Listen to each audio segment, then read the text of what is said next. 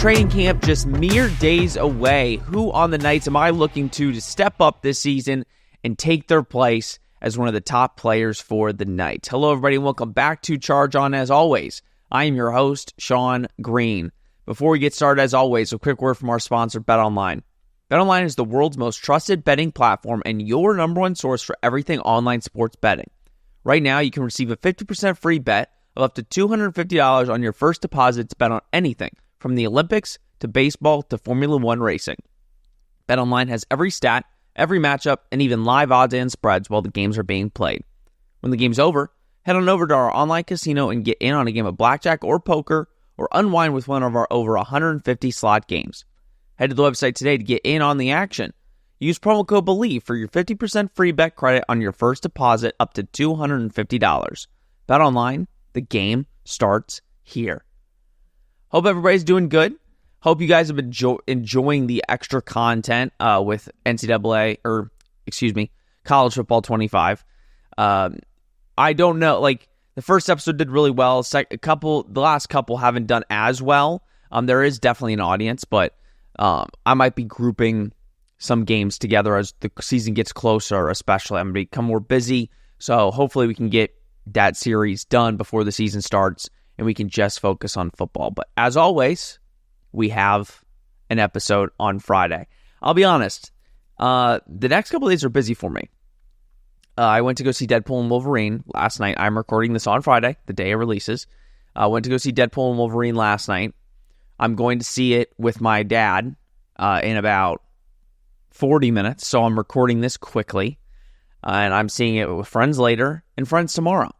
Don't know how I ended up doing that, but that's my schedule. So we're going to get this done. We're going to make this semi-short, but the good thing is the next couple episodes I think are going to be much longer because training camp is here, guys. Training camp is right around the corner. Players are going to be back in action. I'm pumped, and I'm excited. I'm excited to talk to some players, talk to some guys. I was there in the spring. Really saw a good couple of the spring practices, talked to a bunch of the players. And again, it kind of felt how it did last year. Last year, there was this, I don't know what you call it, an aura. Everybody loves to use that word now, an aura around the team that kind of just felt like, okay, UCF might do something special this year. Didn't end up happening. There were some big wins, obviously. There was some tough losses. And when you go back and you look at the season, you say, okay, they were the best out of the new four. They clearly were a step up from them. UCF could have ended up winning 8 games last year, 9 games. But that's just not the way that the ball landed. And you can always go back and say, well, UCF should have won 9 games, but they didn't. They won 6. They lost in the bowl game. And that's how it ended. But this year, it feels a lot like, and I know this isn't a good comparison, it feels like a lot of people are saying UCF is the dark horse. They're saying everybody needs to watch out for UCF. And that was kind of the feeling last year with Texas Tech, was Texas Tech is a dark horse. And obviously Texas Tech finished very similar to UCF. Now they did beat UCF, but it was kind of like, you need to watch out for UCF. UCF's not going to be an easy out. And the reason why everybody's saying UCF has a chance here is because compared to others, UCF's schedule, I don't want to say is easy, but it's more favorable, right? You're playing the toughest opponents you're playing basically at home. The only times you're really playing a really tough opponent on the road are Florida, West Virginia, and that's basically it. You go on the road to Arizona State. Again, it's a tough road game, but Arizona State's probably, you can make the argument, the worst team in the Big 12. And then on top of that, not just that you have the favorable schedule, but you have a good roster. But as we always say on this show, and it's known by everybody, you're only as good as how your roster actually plays. How is this roster going to really take shape? How is KJ Jefferson, and it really is, how good is KJ Jefferson going to be? The Knights are not going to be anything if KJ Jefferson is average. KJ Jefferson is average. UCF will be average. And then there's going to be some fear heading into next year that if KJ Jefferson was average, what else does UCF have on the roster? Now, there is a 4-star quarterback that we talked about a couple weeks ago, Landon Duckworth. He is on campus this weekend. Hopefully, UCF can get a commitment out of him, because I think if you watch this guy's tape, that could be an easy right incoming day one starter potentially. But I thought with training camp coming up in the next couple days, I wanted to go through who I thought, based off of every position, I would want to see make some form of an impact this year. And take not even a jump, but I want, and I hope, or maybe the right way to word this is, I hope that they can show out in fall camp to get on the field, or I'm intrigued by what they can do in fall camp. So that's kind of the way I'm going about this. I've had these names stuck in my brain for weeks, and I finally have a chance to push them out. So let me start. I'm going to start with quarterback, because to be completely fair, it's KJ Jefferson. I'm not going to go deep into it. We all know, I think we've talked about KJ Jefferson for months and months and months. At the end of the day, we just need to see how he plays. The spring game was one thing. We were a little like, in the spring game, but it's a spring game. I'm sure the work has been put in. I'm sure he's going to put the work in fall camp. It's going to be very interesting to see what he can do. And then, gosh, again, hopefully with no injuries. Hopefully no injuries happen, because I don't want to see Ja'Cory Brown. I don't want to see him. But it'll be intriguing to see who becomes that number 2, because that is a wide open job. I mean, Ja'Cory Brown's not coming in to be the 3rd or 4th quarterback, but UCF is, I'm sure, didn't say, oh, Ja'Cory, you're going to come in and take over the number 2 spot, and then when KJ leaves, you're number 1. I'm sure it was insinuated like, hey, we have an open job next year.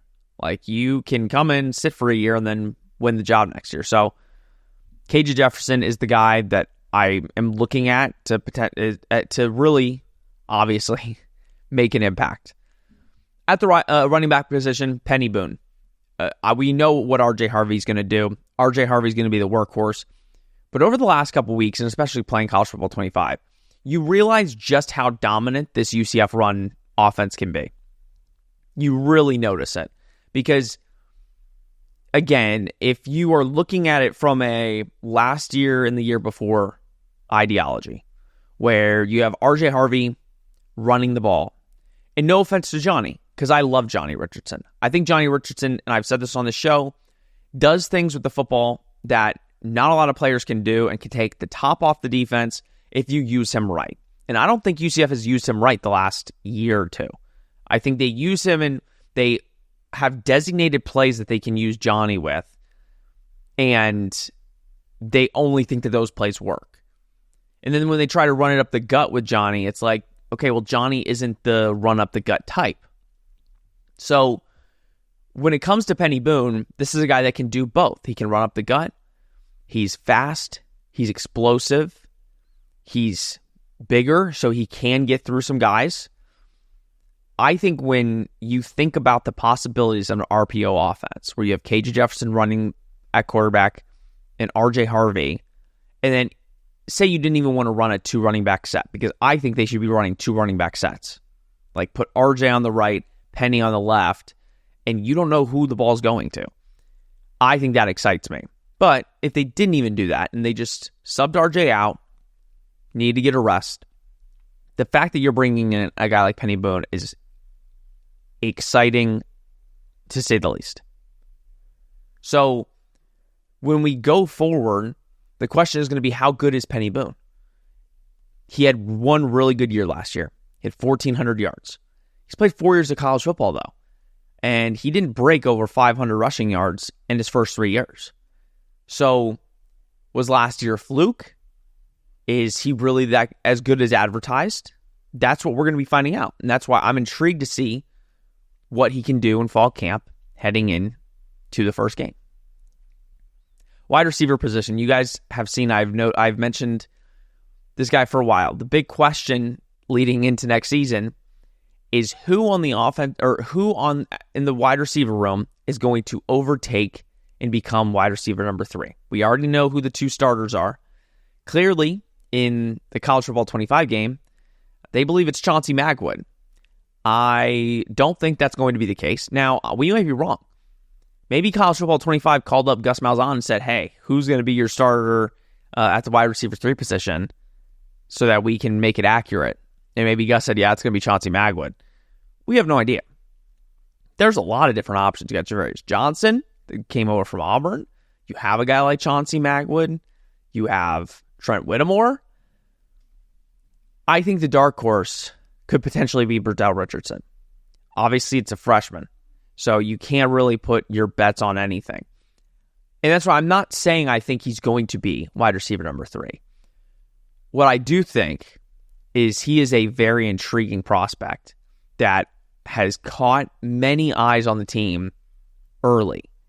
And the staff was clearly keeping him. We were supposed to interview him on one of the days. He was supposed to talk, and then it got switched. So, he's clearly a guy that UCF favors, and UCF is going to give opportunities to. I'm just excited to see him on the field at some point. And hey, it could be in the first 2 weeks. I think UCF is going to use the first 2 weeks as a tune-up for TCU. Hey, who's our guys? They're going to roll out with the stars they think, but they're also going to say, hey, we're going to play the second team guys at some point, and let's see what you can do. And I think if Burdell Richardson really shows out, especially in fall camp, you could definitely see him starting week 3 against TCU. I'm excited to see what he can do. All right, offensive line, I don't have one person listed. To be completely fair, I just want to see who comes out on top, and I want to see one offensive line for the entire year. Is that going to happen? Probably not. But I think the offensive line, at least in the last 2 years, has always been the most interesting in terms of who's going to win their certain competitions, who's going to come out on top. For example, I'm interested to see Paul Rubel. Is Paul Rubel going to start? He's been on this roster his entire career, hasn't started. Is he finally ready? Which it sounds like he might be, but then they bring in a guy like Wes Dorsey. So it's very interesting. I'm excited to see kind of who gets ahead of the others. The center battle, is Walclair Flynn going to be in the mix? Probably not, but is he going to be in the mix at center? Jabari Brooks, is he going to, obviously a transfer from Samford, is he going to take the reins at center? So there's just a lot of questions on the offensive line, and I'm just excited to see who comes out, and I tough that it sticks. That's the thing. I hope they don't start mixing and matching in week 2 and week 3, because you do have a tough part of your schedule early. Going on the road to TCU is not easy. Playing Colorado and Florida in back-to-back weeks is not easy. So you definitely need to know what your offensive line is and who those guys are early, week 1. You can't do what you did last year where it's mixing and matching every week, determining what works and what doesn't. All right, let's go to the defense really quick. Ethan Barr, for me, is the big question mark at linebacker. He's the most experienced. He was a captain at Vanderbilt. You would think I'd pick a younger guy or a guy that maybe we don't know is going to play. I think the biggest hope is that Ethan Barr is really, really good. Because if Ethan Barr is not good, then we're back to square one with where we were last year. Now, like I said, they brought in so many linebackers that as long as you find 2, you're pretty good. You definitely want depth, you want 3 or 4 that are good and serviceable. So as long as they find 2, we're good. So that's why it's if Ethan Barr is not good, hopefully you have backups. But I think in terms of the linebacker room, he needs to be really, really good. You have the linebacker from Texas Tech that came over. He could, Josiah Pierre. He could be somebody too. He's an older linebacker. You just need guys that are you're going to perform. And UCF has guys like X-Ray Alexander. he is a really exciting young prospect, but he was a freshman last year. So it's like, do we feel confident enough? And he might. Like, he might just be this insane talented kid, and you start him this year in his first year on this team. Who knows? But Ethan Barr is the guy that I'm really circling and hoping can take a giant leap in terms of leading that linebacker room, especially with him being a former captain over at Vanderbilt and basically taking over the linebacker room and saying, hey, like, we need to be better. We need to be good because we, like, the defense is going to run based off of how the linebackers perform, especially after last year. So we'll see. We'll see. I put cornerback, but it's really not. He's really a safety, obviously. But Ladarius Tennyson, I think he is probably one of the more crucial players that can make a huge, huge impact. Only, like, played at Ole Miss, played a lot of special teams, was one of the best special teams players in the country. I think with a guy that is like that, you got to find a way to get him on the field. And I think UCF actually has a lot of talent in the secondary this year. I think you could easily play Ladarius Tennyson as like a linebacker type. I just think I'm intrigued to see what he's going to do in fall camp and what role he's going to carve out for himself. Gus Malzahn mentioned him multiple times in the spring. That's not a coincidence. I think they clearly like what he can do on the football field. I think he's a playmaker, and I think you need to find a way to put playmakers on the field. And if, that's putting him at safety, if that's putting him at a linebacker for a couple plays, I would do it. But I don't know. I don't think he's starting right now. I don't think he's starting on defense, but I think there's so many positions that have big check mark or big question marks that he could easily fit in somewhere on that defense. At defensive tackle, I actually put John Walker. Listen, I think John Walker had a really good freshman year last year. I think he needed to improve in certain areas. I don't think he already has the size, but I think he needed to use the size a little bit more. I think with this year, there's going to be a lot of, it's not like they're putting Lee Hunter and Ricky Barber out there 24/7. I think John Walker got the opportunities he did last year because of the injuries to guys like Ricky Barber. So I think he just needs to take that leap. And then you have to start wondering, like, he's going to be your starting defensive tackle next year. That's going to happen. So how can he improve from year one to year two?